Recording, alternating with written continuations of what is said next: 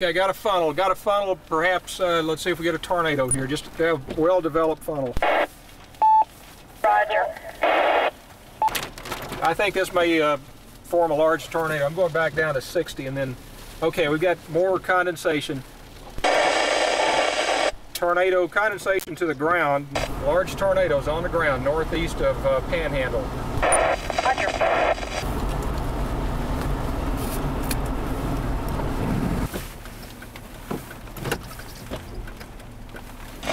It appears as though it's going to go through White Deer, and it is large. It's very large. It's very close to the highway.